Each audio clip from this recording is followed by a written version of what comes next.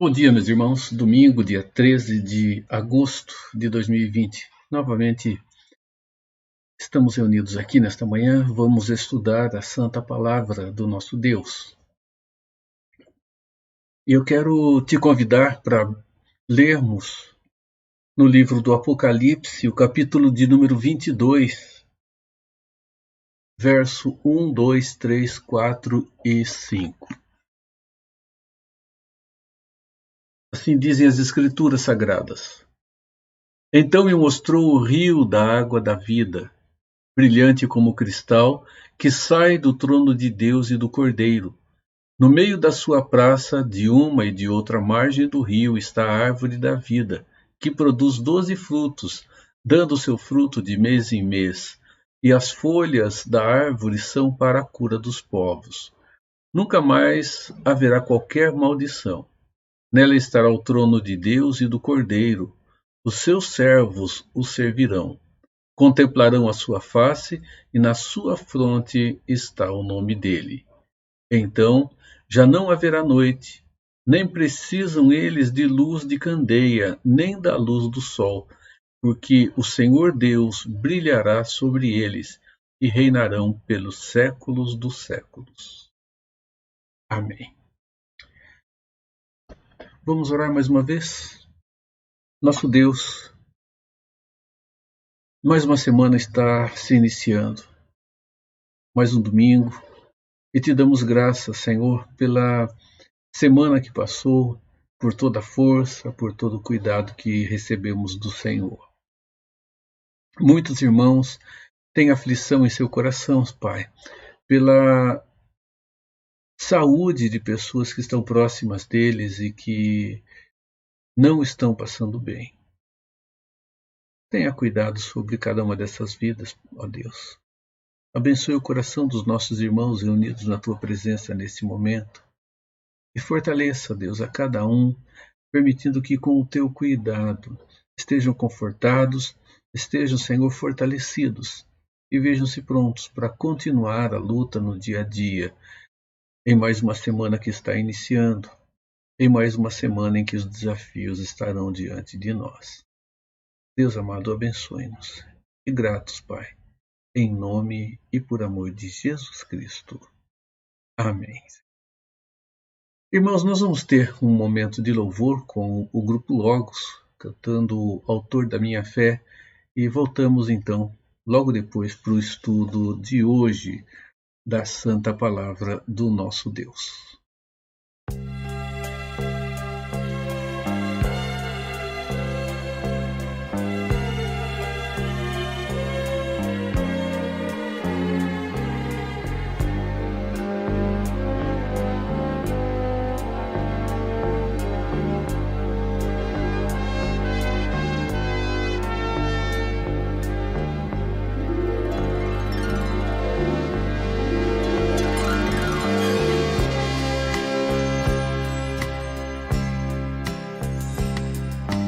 Pai, eu queria tanto ver o meu Senhor descer, vindo me encontrar. Eu posso até imaginar a refulgente glória do Senhor Jesus, transpondo as brancas nuvens no mais puro azul, onde nem sul nem norte existirá, e em meio a lágrimas, sorrisos de alegria e de prazer. Eu que era cego agora posso ver, contemplar, enfim. Por isso eu canto glória, glória, glória ao Autor da minha fé. Glória,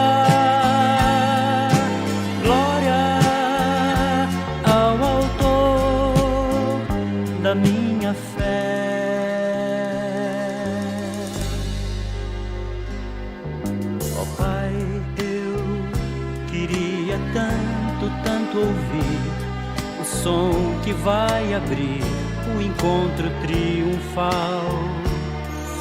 Rever amigos que um dia em Cristo foram feitos meus irmãos, e agora sim podemos dar as mãos, pois temos todos somente um só Senhor.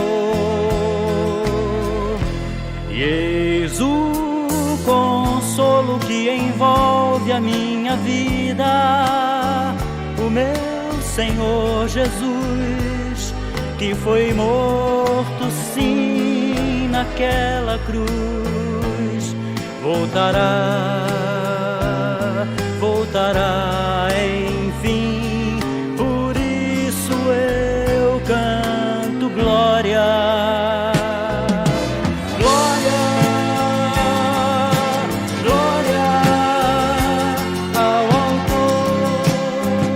Da minha fé, glória,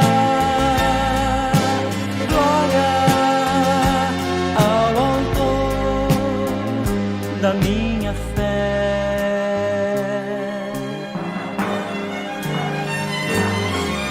Glória ao Senhor, glória ao Senhor, glória ao Senhor.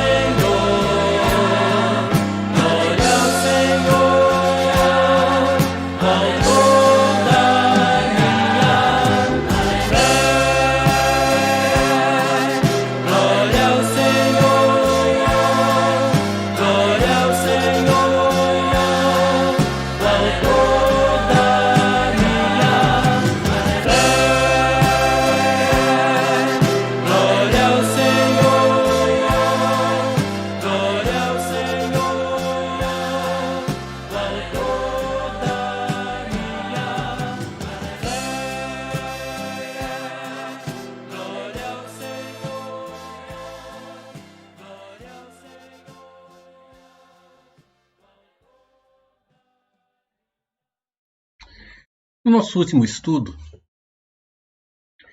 falamos um pouco mais sobre o final dos tempos, sobre a volta de Cristo, sobre a ressurreição dos mortos, falamos sobre o julgamento final, falamos um pouco sobre o novo céu e a nova terra.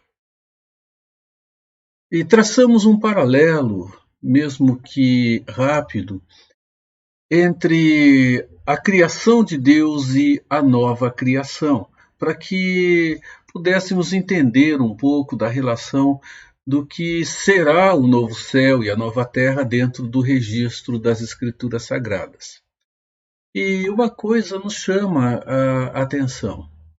Quando nós falamos em novo céu e nova terra, falamos no paraíso de Deus, olhando para a criação, nós ficamos com uma interrogação. Onde é que está esse jardim e o que de fato podemos deduzir das Escrituras com relação a ele? Nós vamos continuar estudando o novo céu e a nova terra, continuar estudando um pouco da escatologia ou dos eventos que acontecerão no final dos tempos, estudando um pouco sobre a glorificação ou a consumação de todo o plano da redenção do nosso Deus. Um plano que tem o seu início, o meio e a sua conclusão. Um plano que se inicia na eternidade passada, que está sendo executado no nosso presente e que será consolidado no nosso amanhã. Então nós vamos continuar estudando a Santa Palavra de Deus. Vamos lá, novos céus e nova terra, estamos na quarta parte do nosso estudo. Afinal de contas, para onde foi o paraíso de Deus? Nós olhamos para as Escrituras, mesmo que haja alguma argumentação com relação a uma não precisão do local onde ele estava presente.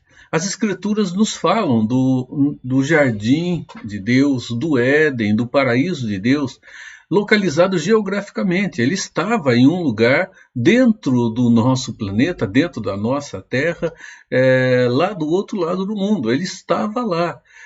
Quando nós olhamos as referências aos rios que Gênesis retrata, sabemos que há aí há uma variação de interpretações com relação a isso. Mas temos localização geográfica. Se hoje nós chegarmos e olharmos por toda aquela região, mesmo que haja uma variação de lugar, um pouco mais para lá, um pouco mais para cá, nós pensamos geograficamente, teria que estar em algum lugar. Para onde ele foi? Deus acabou com esse jardim, ele deixou de existir, Deus, assim como o plantou, Deus o destruiu, Deus o aniquilou, ele deixou absolutamente de existir? Vamos olhar para algumas coisas dentro da palavra do nosso Deus. Uma afirmação que eu estou fazendo aqui, não baseado em uma dedução minha, mas olhando para o que algumas pessoas têm escrito, Deus levou o seu jardim para junto de si, para o céu. E por que isso foi feito? Por uma razão muito simples.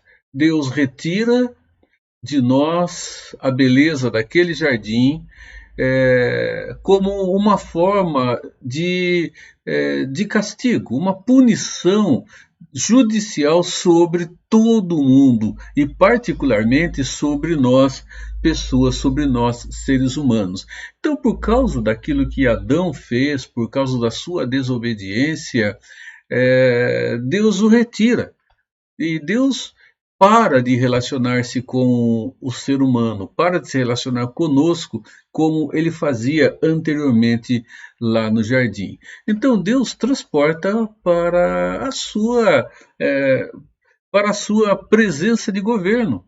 Ele transporta então o paraíso para a sua própria presença gloriosa, onde ele manifesta de maneira plena, como alguns autores têm afirmado, de maneira plena, a sua bênção sobre toda a sua criação. Ele o leva para o céu, o céu presente, o local onde Deus governa, onde Deus reina. Vamos observar alguns textos da palavra de Deus que nos ajudam a firmar esse pensamento. Dentro das Escrituras Sagradas, o Jardim do Éden, ele também é chamado de paraíso. É interessante nós observarmos isso. E já vimos que paraíso, essa palavra, ela é uma tradução para nós da Vulgata, do Paradeison, o lugar que implica um gozo pleno, uma beleza, podemos chamar até de perfeita. Então nós vamos ver o seguinte, o paraíso, quando olhamos para as Escrituras, nós vemos uma equivalência de sentido e de local. Então, quando as Escrituras falam em paraíso ou falam em céu, elas se referem ao mesmo lugar, à mesma situação, à mesma realidade.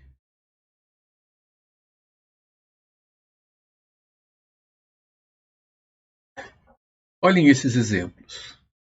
Lucas 23, 42 e 43, quando Jesus está crucificado entre dois malfeitores, e um deles zomba e o outro diz, lembra-te de mim quando entrares no teu reino.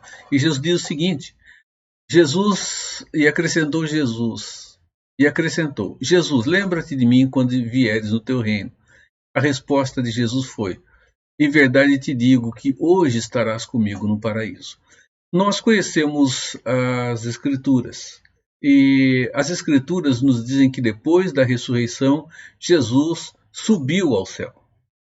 Subiu ao céu, subiu ao paraíso. Assim as Escrituras descrevem um local onde Jesus está, onde o governo de Deus está estabelecido.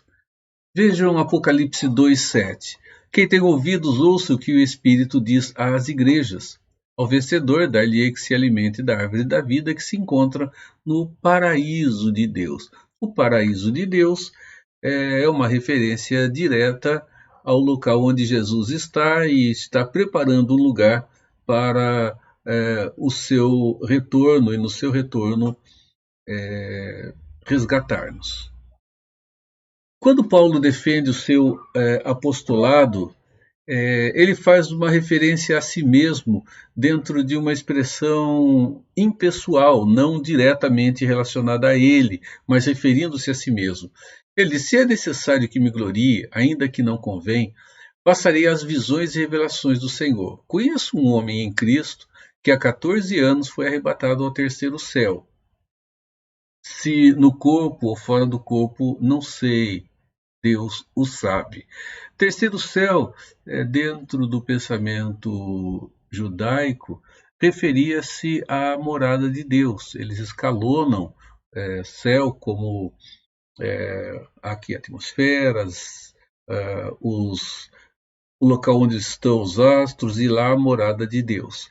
Então ele se refere ao local onde Cristo foi, ao local para onde ele voltou, o lugar onde Deus governa. E ele diz: e sei que o tal homem, se no corpo ou fora dele, não sei, Deus o sabe, foi arrebatado ao paraíso e ouviu palavras inefáveis, às quais não é lícito ao homem se referir. Então ele foi ao paraíso, ao terceiro céu, a habitação atual do nosso Redentor, o lugar onde ele está preparando a morada celestial para que no tempo devido volte e arrebate-nos para junto de si, para definitivamente estarmos em gozo junto da sua santa presença. Então, nós observamos que um destaque que há dentro do jardim do Éden, que estava plantado no Éden, é a árvore da vida.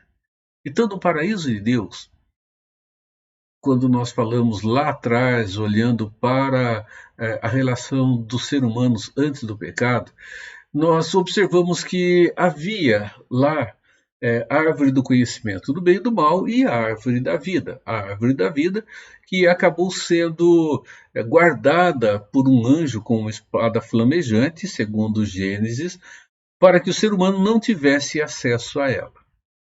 Essa árvore é interessante que ela aparece depois nas Escrituras. Aparece no Velho Testamento, há referência sobre ela e encontramos referência sobre ela novamente no Novo Testamento. E ela nos ajuda a entender essa relação do local para onde foi o paraíso de Deus. Então, vejam só. Aqui, e no meio do jardim estava a árvore da vida e a árvore do conhecimento do bem e do mal. Olha Apocalipse 2,7 que lemos ainda há pouco. Aquele que tem ouvidos, ouça o que o Espírito diz às igrejas. Ao vencedor, darei o direito de comer da árvore da vida que está no paraíso de Deus. Então, olha que interessante, não é? As palavras de Jesus referindo-se aos que vencerão aqui em fé a sua caminhada cristã. Ele diz que estes receberão o direito que perdemos em Adão de comer do fruto da árvore da vida que está lá no paraíso do nosso Deus. Então essa árvore, a árvore da vida, ela está naquele local, o paraíso, que as Escrituras também usam como sinônimo da palavra céu. Apocalipse 22:14.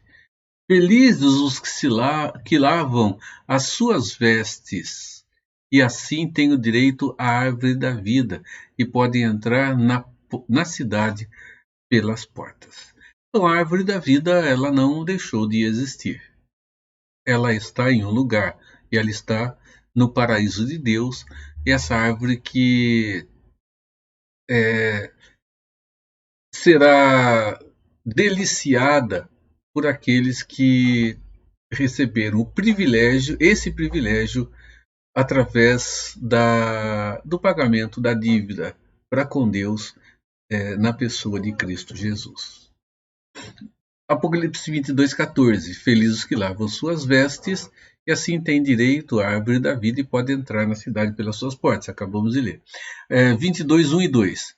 Então o anjo me mostrou o rio da água da vida, que, claro como cristal, fluía do trono de Deus e do Cordeiro, e no meio da rua principal da cidade. De cada lado do rio estava a árvore da vida, que frutifica 12 vezes por ano, uma por mês. As folhas da árvore servem para a cura das nações. Pensamos sobre o paraíso de Deus, né? Sobra sempre muita curiosidade a nós quando pensamos sobre tudo isso. Vamos dar um passo a mais e pensar sobre a Nova Jerusalém, ou a Jerusalém Celestial, sobre a cidade futura descrita no livro do Apocalipse. A Nova Jerusalém, alguns têm comentado desta forma, que ela será o centro governante de toda a nova terra. De onde vem esse conceito? Nós vemos que Deus tem o governo absoluto sobre sua criação. Atualmente, o governo de Deus, ele está situado, segundo as Escrituras, no céu, local real, local físico, onde está o seu trono e de onde ele governa tudo aquilo que ele mesmo criou. Sabemos da onipresença de Deus. Ele está presente em todos os lugares. Mas decide o próprio Deus ter um local de onde ele estabeleça o centro do seu governo.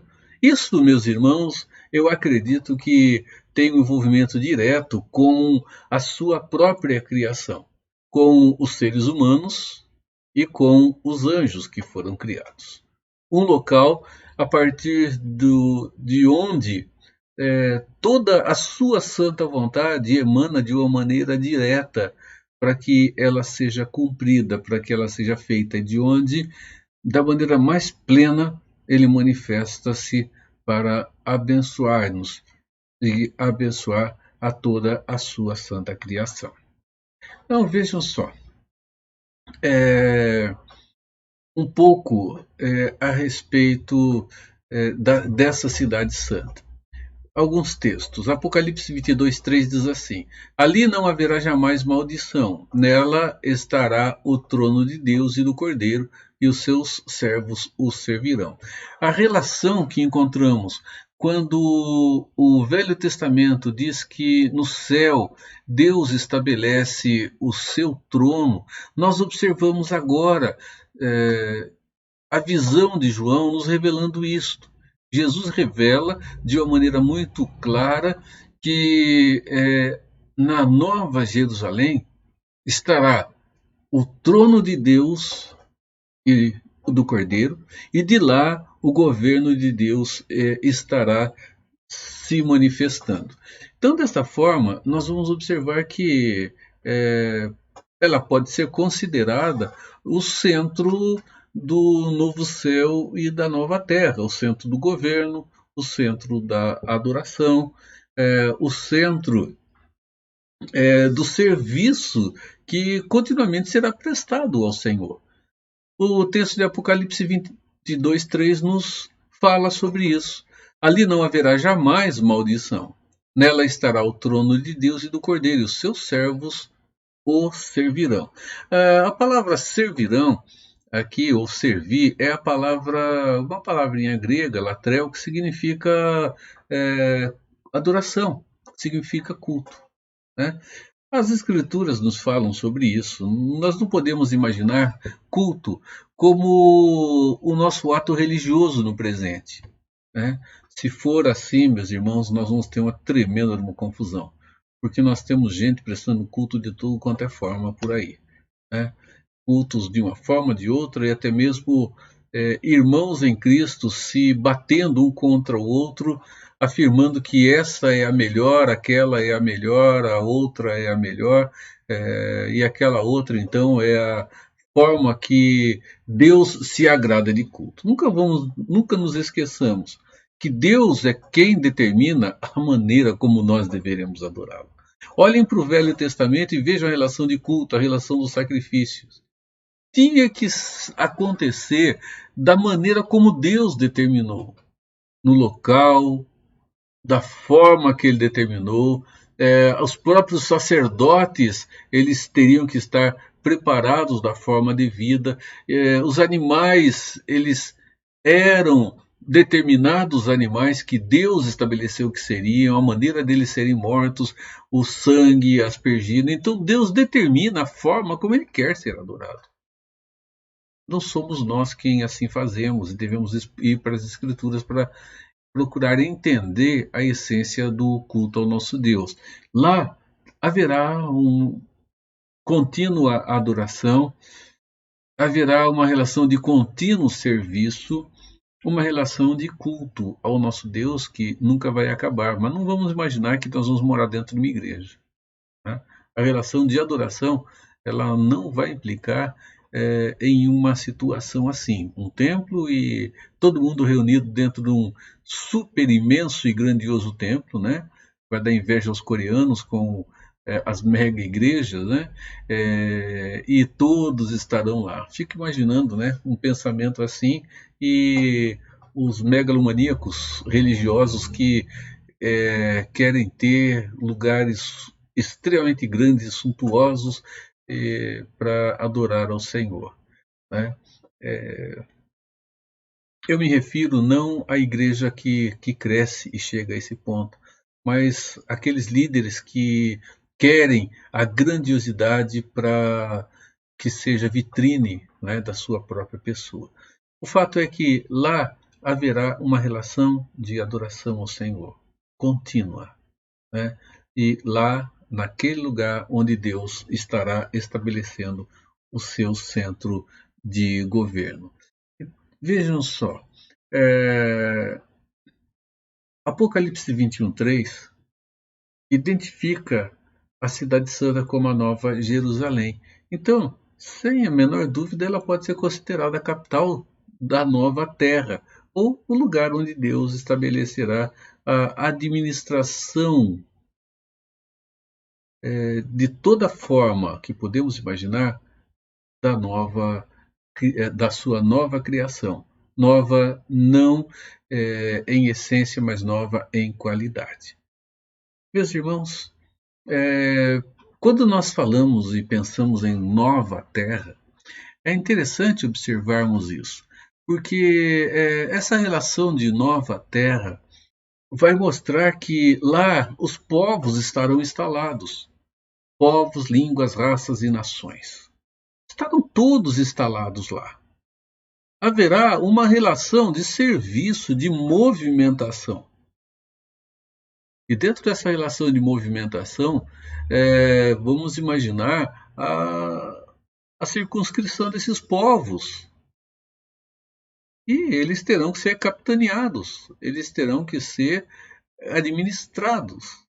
E essa administração terá um local de onde tudo partirá, que é o novo céu e a nova terra. Não vamos comparar esta relação de administração perfeita de Deus, usando a palavra nossa, para comparar o que temos agora com relação ao que haverá lá. Senão nós vamos ter algumas dificuldades, né, aqui para entender essa relação.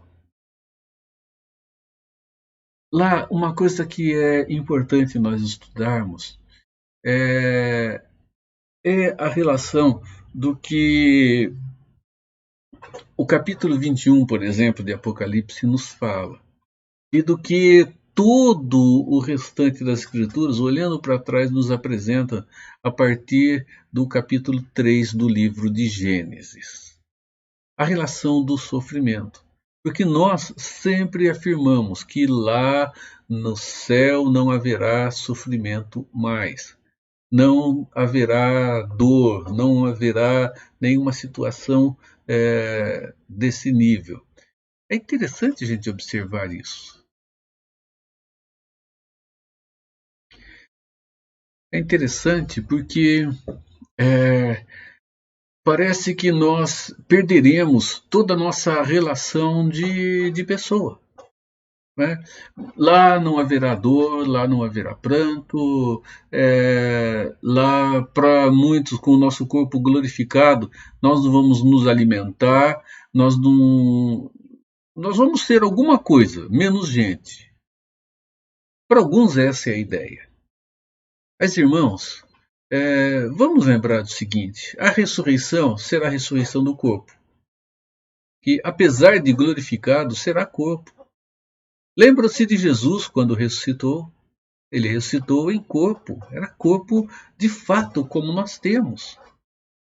Se era corpo de fato como o que nós temos, as particularidades da natureza humana, elas serão preservadas.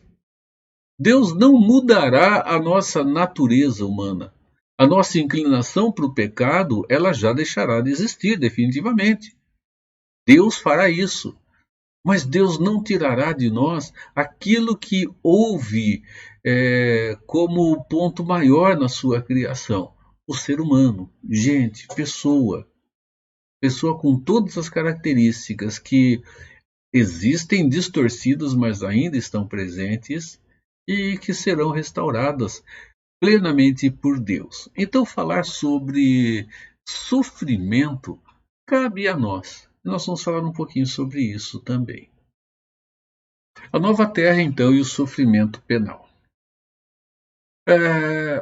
O sofrimento penal, ele não estará presente mais na nova terra.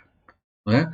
A nova terra vai estar absolutamente livre de todo tipo de sofrimento penal. O que significa sofrimento penal? Né? O que isso representa, de fato, quando nós pensamos em nova terra? Devemos entender que sofrimento penal é todo aquele que veio como consequência direta do pecado cometido em Adão e o resultado que houve de Deus amaldiçoando o homem, a mulher e toda a criação. Essa maldição de Deus, ela trouxe ao ser humano sofrimento. E é um sofrimento, quando falamos em sofrimento penal, é um sofrimento judicial, é castigo de Deus sobre nós. É penalidade. Eu creio que é a melhor palavra. É uma penalidade de Deus sobre nós. Então, muito sofrimento que nós enfrentamos hoje, eles existem por um ato de pena estabelecida por Deus sobre nós. Deus levou-nos a viver o resultado da nossa escolha, e o resultado da nossa escolha traz dor a nós, traz dor a cada um de nós. Então, nós observamos que haverá, e isso a gente vai estudar, Deus nos permitindo, no nosso próximo estudo, uma relação de continuidade e de descontinuidade, mostrando que há valores que hoje nós vivemos aqui não estarão presentes na nova terra, no novo céu e na nova terra, e há elementos que nós vivemos aqui que estarão lá. Esta é a relação da continuidade e da descontinuidade no novo céu e na nova terra. Significa basicamente isso, o que existe aqui e que vai existir lá, o que existe aqui e não existirá lá na nova terra. Então a gente observa o seguinte, quando nós falamos de sofrimento, tem umas coisas que nos chamam a atenção E uma delas, particularmente, eu gostaria de destacar aqui, que está no capítulo 21, verso 3 e verso 4 do livro do Apocalipse. Diz assim: E ouvi grande voz vinda do trono de Deus que dizia: Eis o tabernáculo de Deus. Eis que o tabernáculo de Deus está com os homens, pois com eles habitará, e eles serão o seu povo, e Deus mesmo estará com eles, e lhes enxugará dos olhos toda lágrima, e não haverá mais morte, não haverá mais pranto, nem lamento, nem dor, porque as primeiras coisas são passadas. Vamos situar aqui o capítulo 21. João, ele está vendo tudo isso dentro do novo céu já e da nova terra, né? A gente observa, eu vi um novo céu e uma nova terra. O mar já não existe, vi a cidade santa, e vai colocando, então, vai descrevendo a realidade do novo céu e da nova terra. Ele já está visualizando aqui aquela realidade futura onde estaremos na presença de Deus definitivamente. E ele usa essa expressão aqui: estaremos dentro da Nova Jerusalém. E Deus lá dentro vai enxugar dos olhos toda lágrima. Aqui não é uma referência paralela ao texto de Mateus, quando Jesus, no Sermão da Montanha, diz que bem-aventurados os que choram, porque serão consolados. Não é uma relação paralela. Podemos até lançar um pouquinho mais à frente isso, dizer, lá haverá o consolo de Deus. Mas o contexto de Jesus ele era um pouco diferente, ele está falando do presente. Então nós observamos aqui o seguinte, que haverá lágrimas na nova terra em que Deus enxugará. Bem,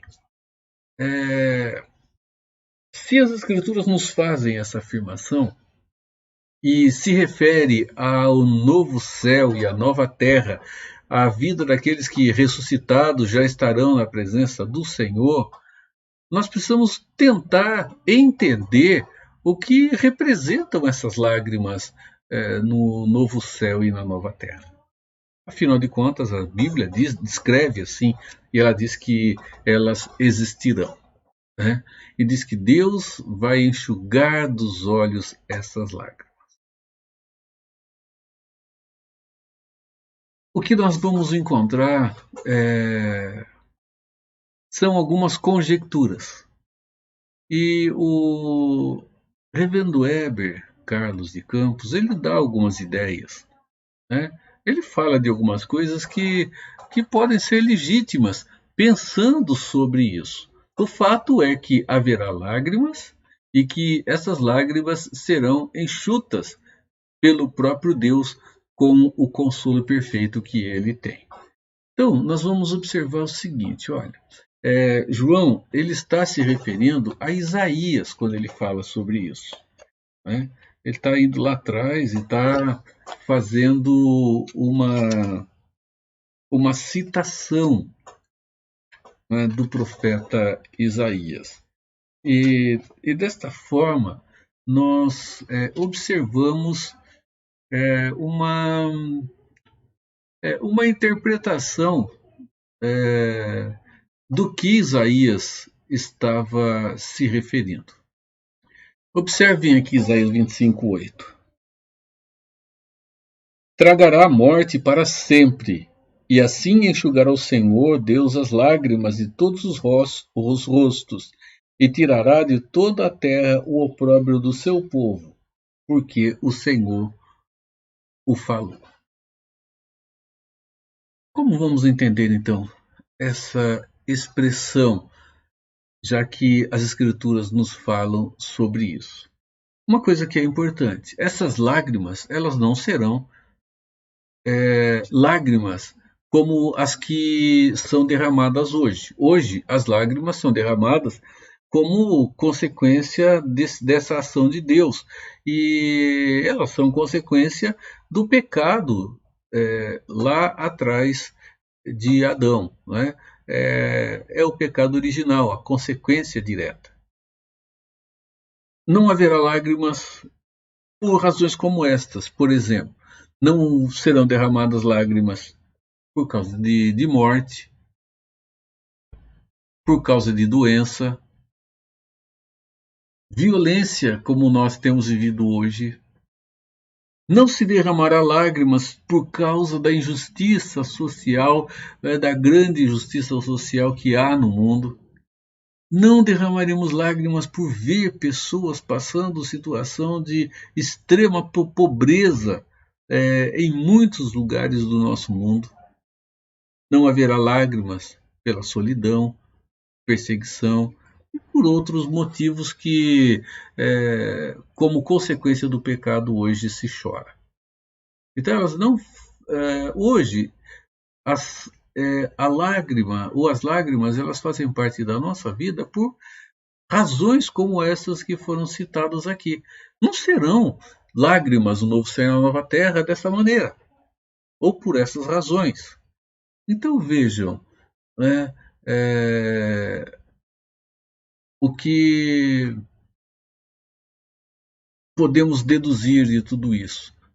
Nós vamos lá para o que o Dr. Eber, então, nos traz como sugestões em um dos seus livros que está listado no final do nosso estudo, né?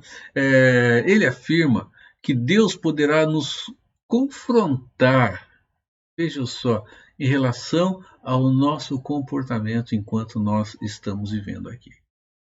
Isto não é nenhum pensamento ilógico. Ele é lógico.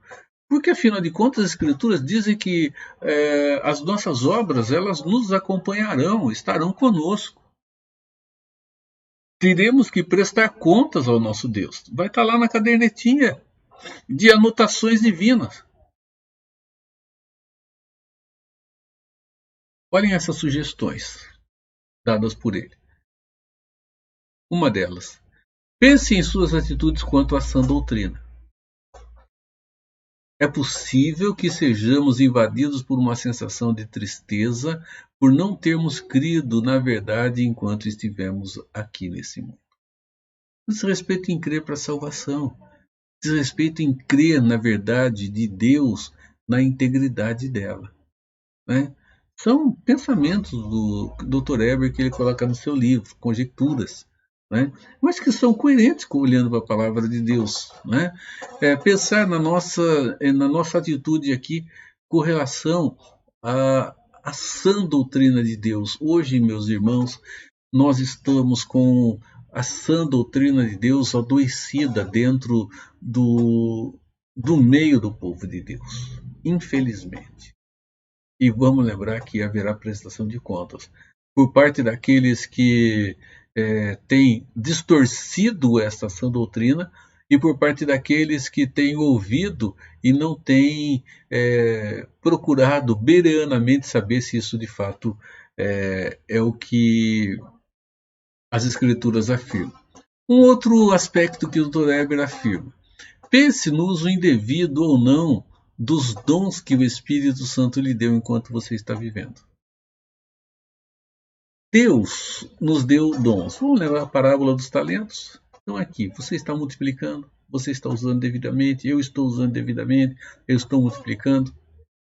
Aí ele afirma o seguinte: o sentimento de tristeza santa invadirá a sua alma e será plenamente convencido da sua negligência enquanto aqui. E isto vai fazer com que as lágrimas sejam derramadas.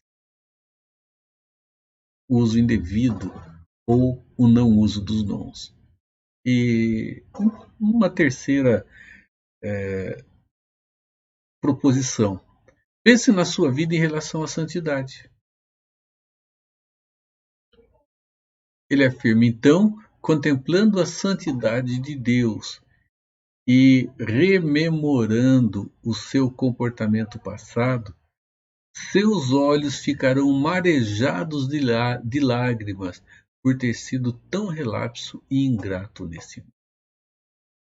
Irmãos, aquela ideia de que aqui nós podemos viver da forma como queremos, afinal de contas a salvação já aconteceu, eleição, predestinação, isso assegura-nos na presença de Deus. Vamos lembrar que mesmo dentro da salvação, teremos que prestar contas da nossa vida aqui. Então, são três ideias que eu creio que vale a pena pensar, viu? Você parar, analisar, dar uma olhadinha nela. Como você tem se comportado com relação à sã doutrina de Deus? Como você tem usado os seus dons? E a sua vida de santidade?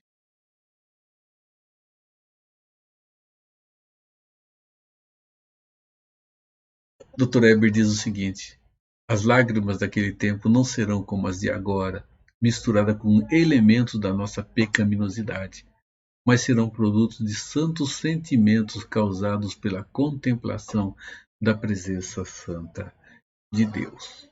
Meus irmãos, Deus com certeza vai nos fazer lembrar de todas as obras que realizamos aqui, e elas vão nos acompanhar para a eternidade futura. Não imaginemos que Deus vai passar um apagadorzão na nossa cabeça e tudo aquilo que fizermos aqui vai ficar agora esquecido.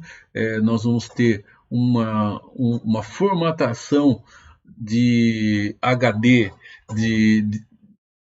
do nosso HD, e que as lembranças desaparecerão absolutamente e nós teremos lá um HD zerado sem informação nenhuma e Deus vai botar novas informações na nossa cabeça. De forma nenhuma. Haverá continuidade. E eu creio que tudo será organizado da maneira devida no nosso coração e na nossa mente. Mas nós, sim, teremos que prestar contas do que fizemos ou vivemos aqui. E esses aspectos, meus irmãos, que nós encontramos aqui. A questão da morte, né? Ela vai deixar de existir, né? Porque ela é resultado da maldição. O luto não existirá porque o luto é resultado da morte. A morte, ela gera o luto. Né? Ela produz o luto. Então, se não existirá morte, não existirá luto. Se não existirá luto, não existirá o pranto, não é? Que é uma consequência direta da morte e do luto. É aquele choro pesado, doído, aquele choro profundo. Né? E, meus irmãos, tenho certeza de que não há maior dor do que a morte, a perda, a separação de alguém. Como podemos afirmar isso? O salário do pecado é a morte. E Paulo, ele simplesmente lança luz sobre o que Deus disse lá no Jardim do Éden. De toda árvore do jardim comerás livremente, com exceção da árvore do conhecimento do bem e do mal, porque do dia em que dela comerdes, certamente vocês morrerão. Eles certamente morrerão. Irmãos, é juízo de Deus. E se é juízo de Deus, não há dor mais profunda. Não haverá pranto, não haverá morte, nem luto, nem pranto e nem dor. As dores penais, elas deixarão de existir na morada futura. Há uma distinção que a gente precisa fazer. Nós precisamos fazer aqui uma distinção que é própria. Uma pergunta: Adão e Eva, no estado de inocência, antes de pecar, eles tinham dores que seriam naturais? É bom nós olharmos e pensarmos sobre isso, porque nós afirmamos que não haverá dor quando nos referimos ao novo céu e à nova terra. Irmãos, nós precisamos fazer uma diferença entre dores naturais e dores penais. né? As dores penais não existirão mais, mas as dores naturais, elas deverão continuar a existir. Quando diz que não haverá mais dor, né? Essa dor, ela está ligada à questão judicial de Deus, à disciplina de Deus sobre nós. Morte, luto, pranto e dor estão ligados esses elementos. A dor, ela é uma consequência do pranto, que é uma consequência do luto, que é uma consequência da dor, da morte. Então, esse tipo de dor não existirá mais, que são as dores penais. As dores naturais, meus irmãos, elas fazem parte da nossa relação com pessoas. Então, imaginar o seguinte, vamos pensar aqui uma relação nossa, só para ilustrar, né? Quando eu me lembro de muitas vezes jogando futebol, entrar frio em campo e já entrar acelerado, correndo, sem um aquecimento que era devido. E acontecer uma distensão muscular. Significa que o músculo não estava pronto para ir ao limite em que ele foi. E ele acabou se distendendo. Isso dói muito. Se Adão, aspas aqui, fosse jogar um futebolzinho, entrasse frio em campo, esticasse sua perna além do limite, ele poderia sofrer também uma lesão muscular e ter dor? Eu creio que não há nenhuma impertinência em pensar sobre isso. Afinal de contas, as dores naturais, elas são características da nossa relação de limite, que nós chamamos de finitude. Nós somos finitos não porque teremos fim, mas porque temos limites. Isso vai nos ajudar a entender algumas coisas. Podemos acreditar, como encontramos em alguns estudos sobre o assunto, que esse tipo de dor não deixará de existir, o que nos ajuda a entender o porquê de uma árvore cujas folhas servem para a cura. Essa árvore que temos por referência citada por João na visão que ele tem no capítulo 22 do livro do Apocalipse, quando ele usa essa expressão no verso 2, dando fruto de mês em mês, e as folhas da árvore são para a cura de todos os povos. Bem, essa árvore não vai curar a distensão muscular, não é esse sentido, simplesmente. Mas mostra que a nossa limitação, ela precisará ser curada dentro do ultrapassar dos seus próprios limites. Irmãos, dessa forma, nós vimos um pouquinho mais sobre a relação no novo céu e na nova terra. Deus nos permitindo, na quinta-feira voltamos e continuamos o nosso estudo com mais uma parte, mais uma porção a esse respeito. E é interessante, é importante nós observarmos esses aspectos todos.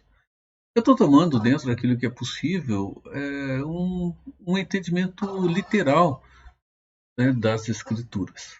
Né?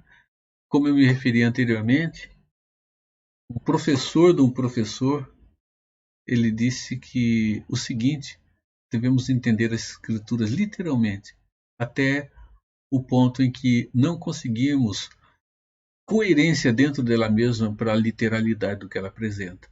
A partir daí, nós então devemos procurar, no sentido não literal, o seu significado dentro da época em que houve a revelação.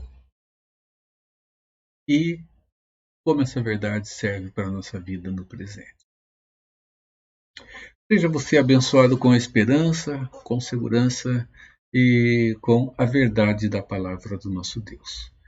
Deus nos permitindo, nós à noite estaremos juntos meditando na palavra de Deus e quinta-feira que vem, dando-nos Deus condição para isso, continuaremos o nosso estudo. Vamos orar? Depois encerramos, meus irmãos, com um hino de adoração ao nosso Deus, Rio da Vida, hino 191 do Inário Novo Cântico. Deus amado, Senhor Todo-Poderoso, obrigado. Senhor, tem nos dado compreensão da Tua verdade que alimenta o nosso coração com esperança, segurança e alerta-nos, ó Deus, para a nossa vida hoje, quando nos faz entender, Pai, que nós teremos que prestar ao Senhor contas da maneira como administramos a nossa nova vida aqui, a nossa nova vida, gratuitamente nos concedida na pessoa do Teu Filho amado, Cristo Jesus.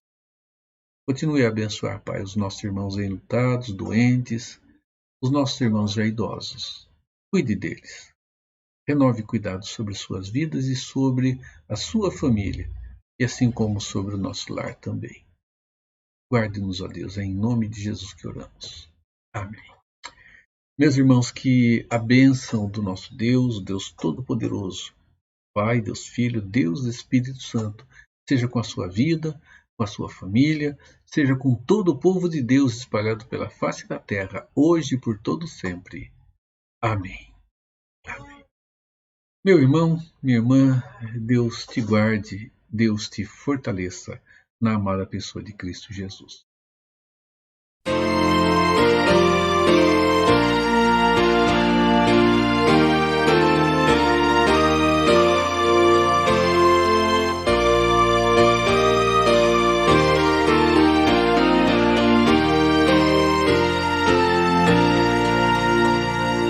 Fonte de amor